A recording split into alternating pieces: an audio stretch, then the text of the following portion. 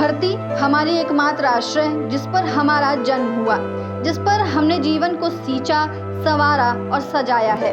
लेकिन इस धरती का ऋण चुकाने की जब भी बात आती है तो हम मानव जाति अक्सर चूक जाते हैं, और शायद इसी चूक की भरपाई के लिए हर साल 5 जून को मनाया जाता है विश्व पर्यावरण दिवस। ये दिन महज एक प्रतीक नहीं है, ये चेतावनी है, एक पुकार है उस दर्द की जो जंगलों की कटाई से उठती है, उस तड़प की जो नदियों के सूखने से निकलती है, उस घुटन की जो प्रदूषण की मोटी चादर में लिपटी हमारी सांसों से जुड़ी है, और इस भयावह भविष्य के आहट की जो हमें बार बार चेतावनी देता है कि अब नहीं सुधरे तो बहुत देर हो जाएगी। विश्व पर्यावरण दिवस की शुरुआत 1972 में संयुक्त राष्ट्र महासभा द्वारा की गई थी, लेकिन इसकी गूंज आज हर उस कोने तक पहुंच चुकी है जहां धरती की पीड़ा महसूस होती है, जहां जंगल सिसकते हैं, नदियां गुमसुम हो जाती हैं और पक्षी अपने बसेरों से दूर भटकते हैं।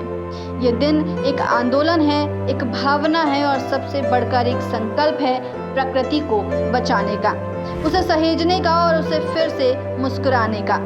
भारत में पर्यावरण की बातें कोई नई नहीं है।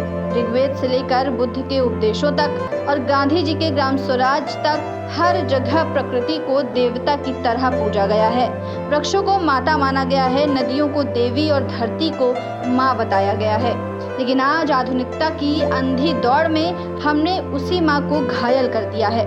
विकास की रफ्तार में हमने प्रकृति को पीछे छोड़ दिया, जैसे कि वो कोई पुरानी विरासत हो जिसका कोई मूल्य ना हो।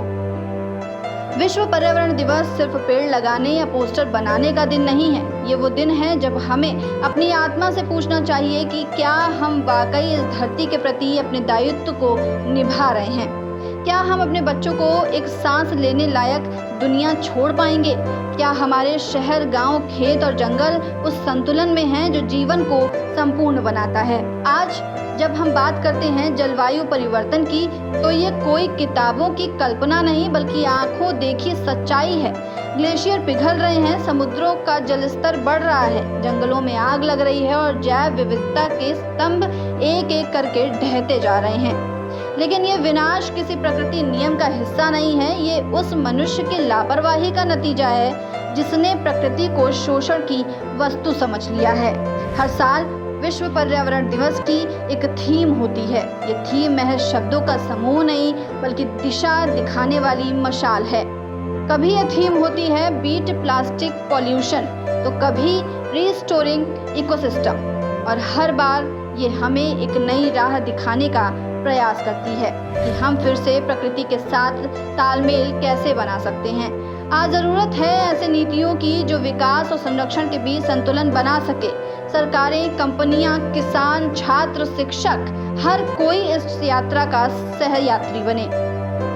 यदि हर गांव एक तालाब बचाए, हर शहर एक हरियाली का कोना बनाए, हर व्यक्ति एक पौधा लगाए और हर उद्योग एक जिम्मेदारी निभाए, तो हम फिर से धरती को हरा कर सकते हैं। पर्यावरण संरक्षण महज एक विषय नहीं है, ये जीवन शैली है, एक दर्शन है जो बताता है कि जब तक जल, जंगल और जमीन सलामत है, तब तक जीवन भी सलामत है। प्रकृति के साथ संघर्ष नहीं, सहयोग ही समाधान है, और ये समाधान तभी संभव है जब हम स्वयं को प्रकृति का हिस्सा माने। कोई बाहरी प्राणी नहीं बल्कि उसी मिट्टी से बने, उसी पानी से जुड़े और उसी वायु से बंधे। वर्तमान समय में जब तकनीकी की प्रगति ने इंसान को चांद तक पहुंचा दिया है, तो उसे ये भी समझना होगा कि धरती की सीमाओं का अतिक्रमण विनाश की ओर ले जाता है। स्मार्ट सिटी तभी स्मार्ट होगी जब उसमें पेड़ भी सांस लें।